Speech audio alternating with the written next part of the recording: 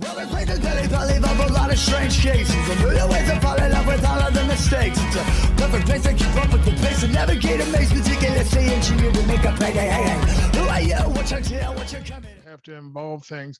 When you do get older, you do have to switch up even what you're doing with your exercises, because you're not the same person as you was when you was 19 years old. Your body doesn't work the same way. It shouldn't be. You're the same person. If you've been training for 30 years and you haven't changed, I don't know, you may have wasted your time. Yeah, that, or people that sit there and say that, I told somebody this the other day. I said, if anybody sits there and says they've learned it all, they're lying. There's no way to learn it all. I've heard somebody sit there and say, well, it was like some kind of like person that was online, and he goes, I've learned everything I need to learn in my style. Oh, well, that's different. Oh. Yeah. And I'm like, but no, there's still things that you can learn. I mean, is there a top out on styles? Like if you get all the way to the top and you're they got coral belts and like red belts and things like that. I mean, is there a top out on what you can learn in a certain style? Yeah, probably. There probably is a cap. Like somebody might say, okay, well, that's like Wing Chun wasn't designed to be a long-term lifetime art. It was designed as a quick, study it quickly. There's only 3 forms. Here's this kind of get ready quick, kind of like the Krav Maga of its day, right? So yes, you can keep practicing it. And yes, you can always get deeper in your knowledge. Yes, you could play one note on a piano and for the rest of your life, find extra nuances in it and do whatever you want. You can go as deep as you want to anything. But in terms of saying, well, here's the curriculum, and now you've seen everything in the curriculum. Yeah, sure. Most arts say, well, that's it. Those are all the forms that we know. Well, you've learned all the combinations that are in our curriculum. Now it's always going to be now at this point, you become an artist. Yeah. You've got all the paint, you got all the brushes. There you go. We've taught you everything we can. Now it's up to you to see how deep you want to go into this and how do you want to create something within this. That's the next phase of your martial arts career. You learn the rules so you can break the rules or use the rules. To break the rules, yeah. Express yourself, all that stuff. So maybe I misread the question, but certainly there's an end. I've had teachers who say, well, I've taught you everything I ever learned, but you can still use them as a coach. They still have valuable insights to see how you've been processing that information. And as we get older, we have to reprocess the information, because when I learned something when I was 20 and I had the capabilities of a 20-year-old, there were certain that works, that doesn't work. Now that I'm over 50, you can take that same information and go, I have to reevaluate this now. I can't get that to work anymore. And this thing that I didn't think was important, now actually that is important. I should practice that more. So everything changes. There's so many variables in martial arts. You can't attack all of them at the same time. So when you're younger, you may attack one set of those variables and I want more speed. I want more power. I can be more aggressive. As you get older, you might say, I don't have that speed. I need to work on my timing. I don't have that power. I need to work on my alignment.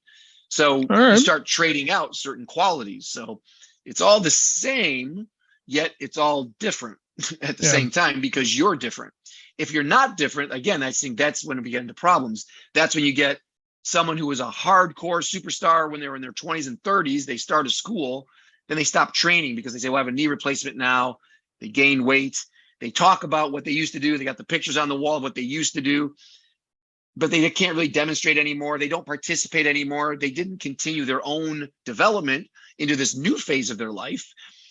And then that's kind of sad. They're kind of a broken martial artist. They stopped. And when I would hope, again, there's always a way to train. There's always a way to develop. And we should be good role models as we get older to show like, look, even if I'm on crutches, I have arthritis, I've got certain things that I deal with, but I'm still going. And I won't look the way I did when I'm 20 or 30. In some ways that's good. In some ways that's bad. But the whole point is you keep fighting. That's what the bottom line is. Either you're a fighter or you're not. And if the training itself has given you so many rewards in the past, have faith that it will continue to give you rewards in the future. But we still have to be brave enough, just like that bravery you needed to get in that first class you ever took.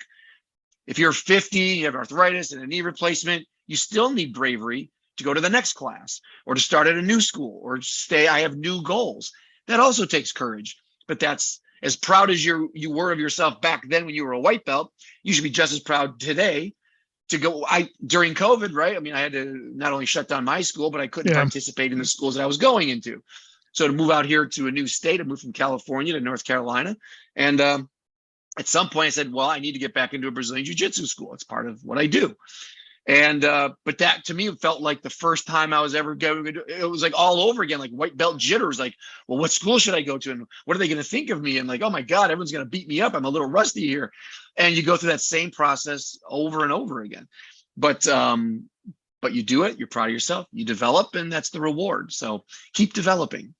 Keep that white belt mentality. Just keep going. Yeah, and that's what I was sitting there. My point of view on, is there a cap on what you can learn as a style? I was sitting there thinking, okay, you got to the top of your style. You know everything. You got all the katas, you got all the bunkai, you got everything down. But what if you don't know any ground game? Now, is it you take your, like my sensei, that style, it had the old Japanese jiu-jitsu, but it's a Japanese jiu-jitsu, but it didn't have any, like the more ground fighting. That's what I was sitting there thinking. You could always add something more into your style, even if you get to the top. How about branch off so you can sit there and keep evolving? But some people also just want, once they get to the top of their thing, that's it. That's like when I was sitting there talking with Jeff Speakman. He got so much flack because from the Kempo community, when he started breaking off and doing Kempo, 1 and Kempo 2 and things like that, He goes, but Ed Parker wanted him to keep evolving. He goes, there should never be, okay, that's it. You should always keep evolving. So, that's my point of view on it. I mean, some people like it or don't like it. There's always more to learn, whether you stick with one thing or whether you add more things. I think nowadays, you didn't ask, but I'm gonna rant that nowadays, because mixed martial arts is so acceptable, there is the risk of not being very good at anything. So I did a year of Muay Thai, then I jumped over, I did 2 years of BJJ. Now I'm with a wrestling coach. I'm gonna go do some boxing next year. It's like, well, that's great. You're learning a very wide set of skills, which I think is good if that's your goal, to be prepared for anything, good. But the character values that you develop by sticking with something forever or for decades is something that you can only get by doing that. And some of that gets lost. So I think there has to be a balance between, like, well, in the old days, you did one art and you don't even look at another art, don't even go to their school, you're loyal to your style, and that's it. Or I just do everything, a little bit of everything, a little bit of everything. Like, that's, I also think, is damaging. Yeah. I think you have to commit to some things. For me personally, I mean, once I found a Kung Fu style that resonated with me, every other art that I've ever looked into has only been really to make the Kung Fu better. It's not like when I go to Brazilian Jiu-Jitsu class, I'm not thinking, I want to be really great at Brazilian Jiu-Jitsu. I already know that I don't put in enough hours to be great at Brazilian Jiu-Jitsu. If I go to a Sistema seminar, I'm not there to be great at Sistema. Yeah. I'm there to figure out a different perspective on my Kung Fu, which is my mainstay. I'm going to keep coming back to that. So if there is a gap in that game, if there is a hole in that knowledge, I can fill it enough so I can keep that afloat. But I'm not looking to abandon it and say, well, I'm going to put on my Muay Thai shirt now and be the best in the world. Like, you can't, because you want to be good at anything. You have to put in the hours of grinding and grinding and grinding. So you're losing right off the bat if you're like, well, I do everything. Really? So then what you're telling me is that you're terrible at everything. You're not very good at anything. Yeah. At some point, there should be a focus to what you're doing. Yeah. This is just you have a censored target, and everything else is extra. You can enhance what you're doing with a little bit of this, a little bit of that, but it should never be just a buffet. I'm a little mouthful. Yeah. To me, you don't get to the deeper lessons that you should be getting. Well, that's just like I've seen this thing, and it's a thing, a reel or something on like Instagram. You see it all over the place where this girl says, and I forget exactly what the quote is, but a master of one or something, where it sits there and says a jack of all trades or something like that is better than a master of one. And I was sitting there thinking, no, that's not right. Because let's just sit there and say there's a guy that knows how to build houses. He knows how to do this. He knows how to do that. And then there's a guy over there that just makes swords, and that's all he makes. I'm sitting there thinking, I'm like, okay, the jack of all trades, yes, he can make a sword, but do you want to go in battle against a guy that just makes swords? Because I'm going to sit there and say that guy that makes swords all day long knows a little bit more to make sure that sword's going to not break. That's, it's going to stay sharp. And that guy over there is like, oh, I just put this roof on a house. Now I'm going to go and, make a sword that's going to save my life. It might be good, but. All right. Well, don't get me wrong. Being a generalist now, again, mixed martial arts showed everybody you should have some knowledge of everything. Don't put blinders on and think like, well, no one's ever going to take me down. That's not going to happen. That would be an unhealthy point of view. So, but when I started in Brazilian Jiu-Jitsu, my goal again wasn't to be great at Brazilian Jiu-Jitsu. I just wanted to get over the dumb mistakes that somebody who has no ground fighting experience would make. I just wanted to get over that hump. Yeah. So if I could just get the blue belt, so I don't stick my arms out, I don't turn over and hide my head. If I could just get over those habits, I'll be very happy. And then it just turned out that, well, then I'd like a little bit more of this, a little bit more of that. It's fun. There's other reasons that my goals changed. Again, I got into it, but after a couple of years, I got the blue belt and I thought, yeah, but now I'm not worried about those dumb mistakes against somebody who has no experience. I mean, I'll get cleaned out by someone who's good at Brazilian Jiu-Jitsu, but against somebody who has no ground fighting, I'll do fine. But then my goals changed. Like, well, gee, I really like the way I like this closeness and the grabbing and the physicality of it, where sometimes in sparring, it's a little more hands off. I like this being stuck with yourself underneath somebody. You have to figure out how to breathe, how to relax, how to solve problems. So as a mental exercise, then Brazilian Jiu-Jitsu becomes very important for me and still does. I that's what I enjoy.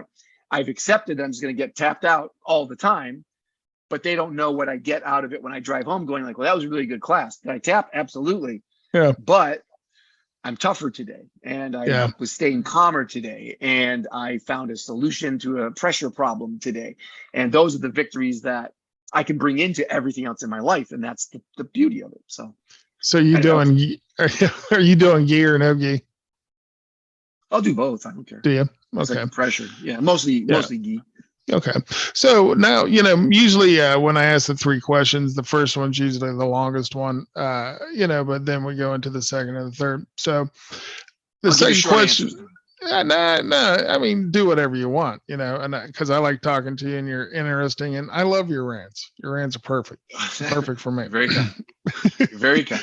Yeah. So will you marry me? Yeah. Well, as long as my wife and your wife doesn't, but yeah. Now, let me just ask a quick question. Does your wife do any martial arts? No. Does she understand what you do? No. Exactly. My wife's like, I just don't get it. She doesn't even get me doing podcasts. She's like, I'm like, all right, whatever. Aww. So, yeah. I promise you, my wife's never. I've got 111 episodes of my podcast. She's never listened to one. Yep, I don't think my wife's, and she's even like, well, I like listening to you talk, and I'm like, have you listened to any of my podcasts? She goes, no. I'm like, well, how much do you like me? But no, let's get into the second question. What has martial arts done for you in your life right now? Are you using it as, I know what you do. People out there, he's got a wonderful YouTube channel. How many subscribers you got on your YouTube channel? Oh, I don't know, 300. It's all smoke and mirrors. I don't believe any of those numbers. 360,000 people have hit subscribe over the years, but that's smoke and mirrors, my friend. Oh, stop. I mean, you got almost 300,000. I got my whopping 60, not 60,000, just 60. Hey.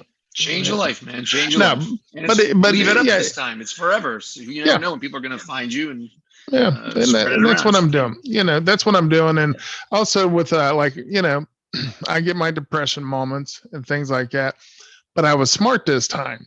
Before I even put the podcast out, I had probably done about 10 different podcasts just so I can sit there and keep them going.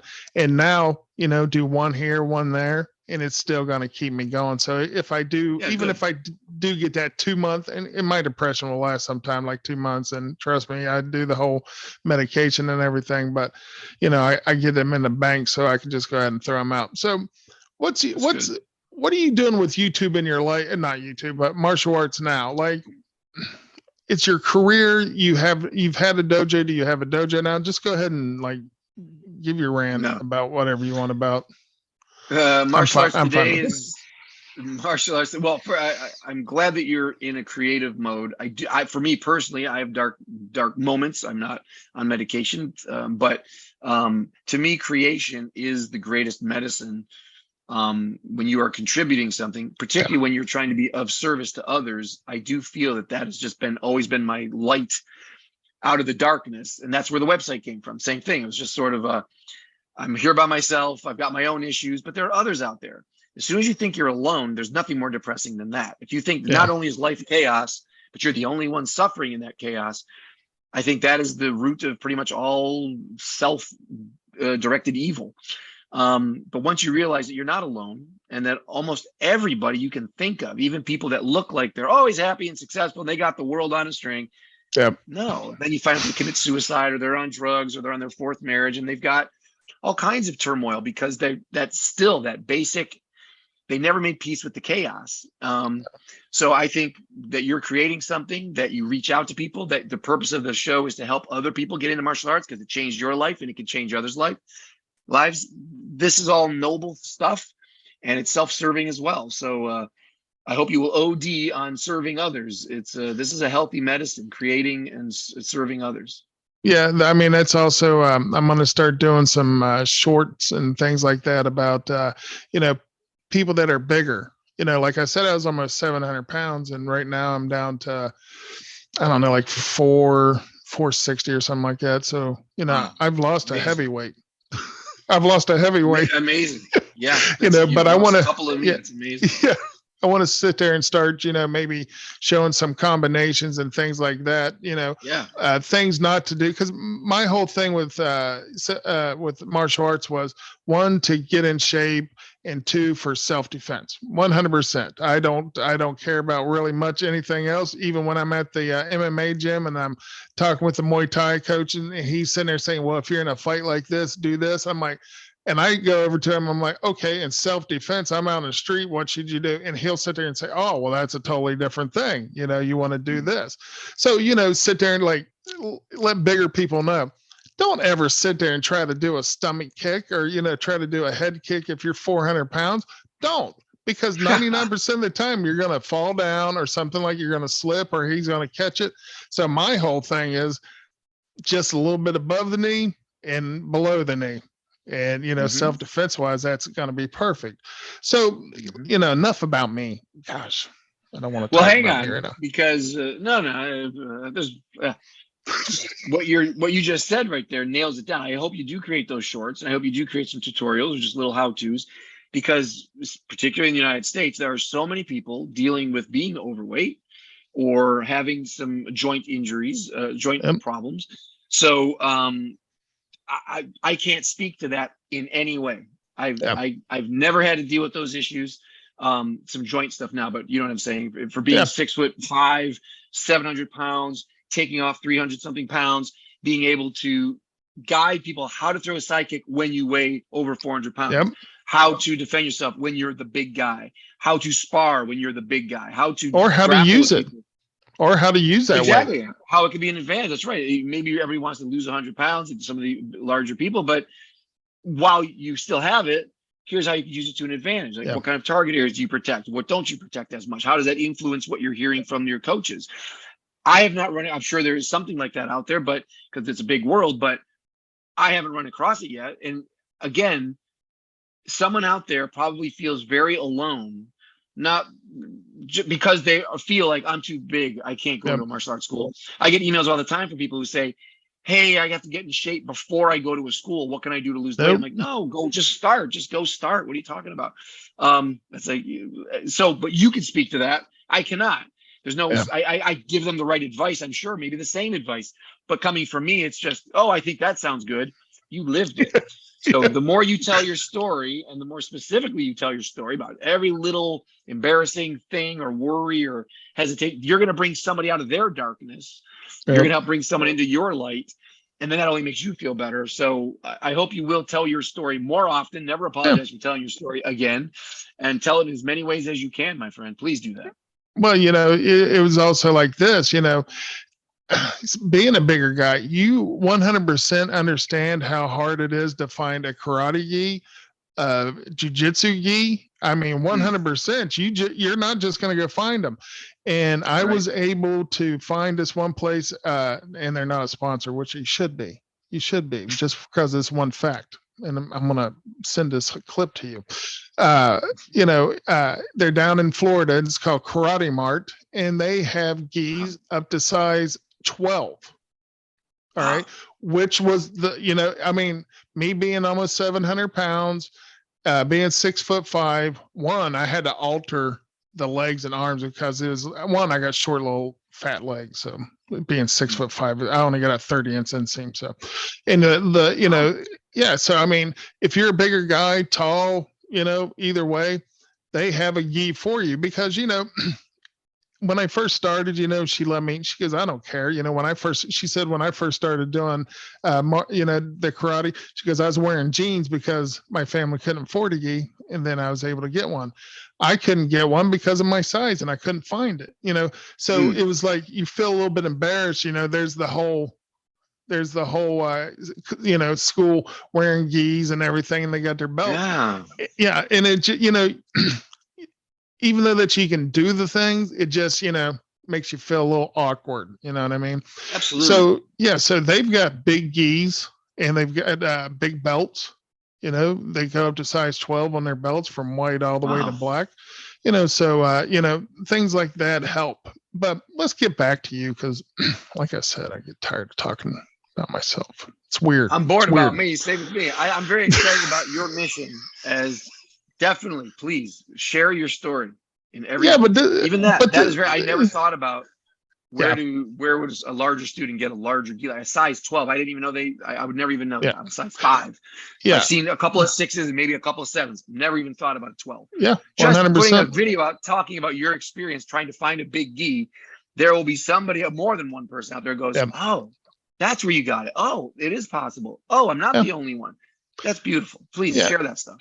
And they're not killing you on the price. I think the gi was still only like $120. It wasn't a bad price. But when it comes to jiu-jitsu gis, let me tell you what, you understand, I've looked almost 3 years to find one. And then I even sit there and was trying to look for, to have one made. And then I forget the company, I screenshotted it, and I also have it in my email. They'll make a custom jiu-jitsu gi that will, and it's the heavy one because the karate gi that I have, you cannot use on jiu-jitsu. It'll rip 100%. Right. But they've emailed me back and they're like, yep, just give us the 100% right sizes and we will make you a gi. Now, they're a little bit more expensive than $100, but no kidding. Yeah. A custom made. Wow. That would be, that's pricey. Yeah. Well, I mean, they never fit right anyway. So. Yeah. Well, it's like this. I mean, I think they really wanted like $300, to have one custom for a custom made size 12 gi. That's not bad. And it's not bad. Yeah, it's not bad at all. I didn't think that. And then I talked to Gracie Jiu-Jitsu when I'm sitting there thinking about taking my daughter over there also. But she's also started, I don't know if you've seen the little videos of her. She's also started doing little ninjas over at our MMA school. And she's actually doing really good. Now I just have to stop her from kneeing her nephew in the chest. She's just a bang. But go JoJo. Yeah, exactly. But they sit there and said that they have a gi that goes up to like 10 or something like that. So I might see about that. But getting the custom gi for that much, really, I mean, it's pricey, but it's also not pricey. People that want one, it's what, going to the movies a couple different times, a month, save an edge, Oh no, it's an investment. It's your school supplies. It's your investment. It's the ticket you pay to get in. I mean, there's even normal size gis or more common size gis, maybe I should say. You can run up a $300 one for a nice one. Yeah. So just don't wash that thing. Don't dry it. Don't dry it. With it. Yeah, that's what I did. I have so many gis that I buy them. I try to buy them big. One time, I'll put it in the dryer by accident, and zip, and it's worthless. I bought so many gis and ruined them. So, well, it's funny. Yeah, it's funny. The karate gi that I have, I washed it and just hung it up. I never threw it in the dryer. It wasn't wasn't tight on me, but it wasn't like hanging off of me. And now, like because I very seldom ever wear the top, but like going over to the MMA, I'll wear the pants a lot. And yeah, they're swimming on me, so I'm like, hey, that's actually kind of cool. Yeah, but once again, I got to get to your story. All right. This isn't, this isn't my story. This is your story, but I love having conversations with you anyways. It doesn't matter. So you said you had to close your dojo down. And I remember when you was doing videos about that. Did you start a new one when you got over to where you're at now? We've been here a little over a year now, and I was hesitant to sign a lease after going through seeing that schools can just be shut down. I was like, let's see if we're really out of this thing. What's the next step here? And of course, I'm in the other side of the country now, so I have no student base. So right now I'm teaching online. I'll be teaching some self-defense through the city, like the Parks and Rec thing, just to kind of just keep going. But mostly private lessons and online lessons is what I'm doing right now. I am going to get a group going at some point here. Yeah, I just wanted to settle into the area, see what I can offer, make sure I can not too close to anybody, just get the lay of the land. But yeah, no, I'm trying to make it work, and I'm excited about it. I love it. Teaching is its own thing. There's the student side of martial arts, and there's the teaching side, and not everybody wants to do both. But I just can't like I'm encouraging you to do. It changed my life so much, and it keeps changing my life, and I can't not shut up. I can't shut up. I have to. Hey, everybody, hey, look over here. It's not for everybody, maybe, but give it a try. Give it a try, and I think you'll find it's good stuff. So I'm still on that mission. And that's fine, it's so weird. I'm not mad at anybody, but YouTube is a free platform for the consumer. If you're a business, okay, you make maybe a couple of good contacts, they come through, okay, but that's not really probably the best place for me to be spending a lot of time at this point. Well, and then the only reason I asked is because you have what is it? And I even messed this up the last time. Was it fightforahappylife.com? Is that what it is? Yep. Did I get it right? Well, sure. SenseiAndo.com, fightforhappylife.com, happylifemartialarts.com. They all funnel to me. Yeah. Yeah, they're all boom. I'm like, I remember the last time I said, where can he reach you? And you're like, and you just, I'm like, wow, that's a lot of stuff. Yeah, it's been 10 years since I've been online, so things develop and you try different ideas and try to consolidate. Yeah. Oh wow, that's actually really cool. No, and like I said, the only reason I was wondering like if it actually helped you with the rest of your with your martial art career, with you trying to teach people and things like me personally. If I make a little cash on it, really cool. But really what and I've said this before and people's like, nah, I don't understand why you do that. One, I want people to sit there and hear other people's stories, how they got into it and things like that. Like I said, I make a little change on them. Hey, that's really cool. I don't have anything else to do. I'm a stay-at-home dad. And JoJo now is getting ready to go to school next month, in kindergarten. She's going to be gone, and what else am I going to do? I can't bake casseroles all day, which I never bake a casserole anyways, but, revealed. But, I want to help people and things like that. And it's cool to talk to people. That's one of my things. Like my mom, she always sit there and said, you don't know a stranger, do you? And I'm like, no, and over the years I've done, like talk radio and things like that. And I've had the podcast in the past. But I like this. I like the interaction with people, and I really think it's cool. That's the best part of being on YouTube. Yeah, I'm totally happy with YouTube. They've done nothing but good things for me. I didn't go out of my way to get it. They awarded me some things early on.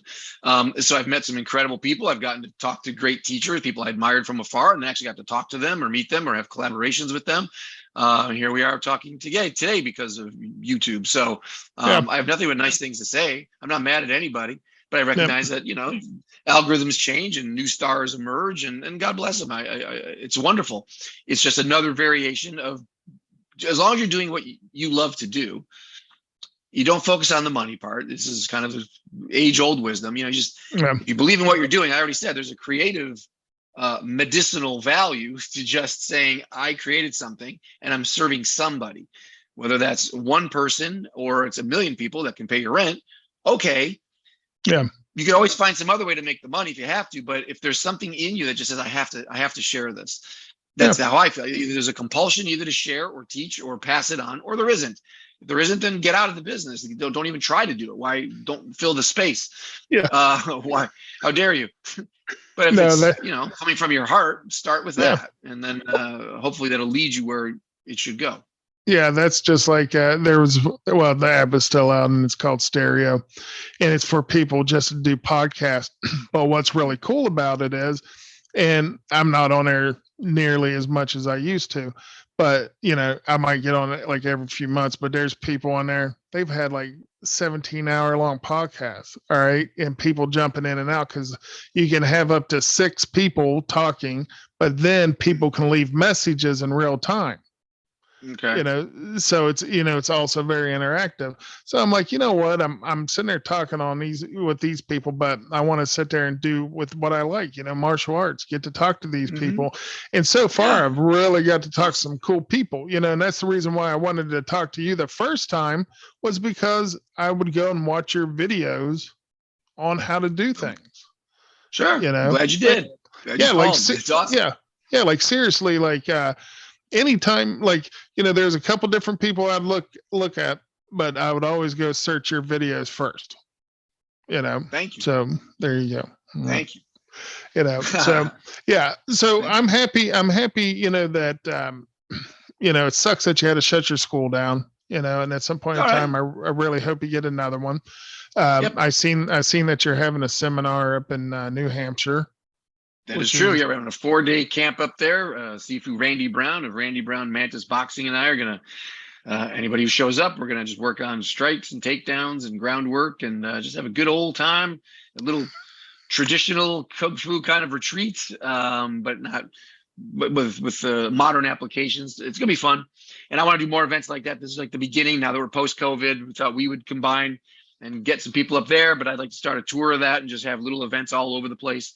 And so if anybody's listening, if you want to join the panel, be an instructor, or host such an event at your school for a couple of days, bring some people together, have like a college of teachers, and build some bridges and look behind each other's doors and kind of see what's going on. That's the future for me. I'm looking to do that. Well, yeah, I want to just share with as many people as possible. Well, and that's really cool that you're able to do that with your career now. I mean, because it really is a career, even though that you're a teacher, it is a career, and I'm really happy that you're able to take that out of where you live and go different places and, be able to do that. That's what I was sitting there, North Pacific West martial art. And it's been going on for like 20 or something years. I'll send you a link. Maybe you can come in one day and hang out, and I'll take you for a fish taco and a pie. Hey, I'll take that. Yeah. I'll give you a fish taco pie. All right. I'll try it. It's like a really weird quiche. I don't even know if it's a real thing. But so let's go on and get into the third question. I really appreciate bringing things out like that. And it sounds like your whole martial art career has really led you to a really cool thing. It led you to be able to do some cool things on YouTube. It's able to take you to different dojos and different styles, because there's plenty of videos of you on YouTube where you're going to different gyms and different kind of gyms and doing a small podcast and with instructional kind of thing on there, and that's cool. So let's get down to the third question. It's pretty simple. It's a pretty simple question. What is your plans for martial arts in the future? What are you going to be doing in the future? Are you going to keep teaching, or are you going to just hang up your sash at some point in time, or what's Nope. I'm exactly what I'm doing today. Everything I'm doing today, I'll be doing tomorrow until I die at this point. I just want to keep learning. There's a stable of teachers that I still work with to learn from and to keep challenging myself and to develop and make me feel like a white belt beginner again. And but then turn around and then find someone who's still learning less than I have from the beginning. Yeah. Someone I can help bring onto the path behind me. I mean, sensei, someone born before you, someone who's a little bit ahead of you on the path. So I'm very conscious of my position kind of in the middle at this point at 52, where I've got over 30 years of getting a head start on this road. So I'm more than happy to check out anybody who's just getting on the road to help bring them up here, hopefully tell them to avoid that rock and stay out of that swamp and move this way and help them get this far. And at the same time, I'm still advancing by listening to my teachers and following good guidance and role models and trying to see how far down this road I can get. Although earlier I said it's a climb, so how far up I can climb. I should keep that one metaphor. That's what I need. All right, man. I'm going to have to let you go. And I really appreciate it. Otherwise, we'll sit here and talk for hours. Great to see you, Brock. Stay healthy. We'll talk again. Yeah. All right, man. You have a great day. All right. Bye, guys. Take care.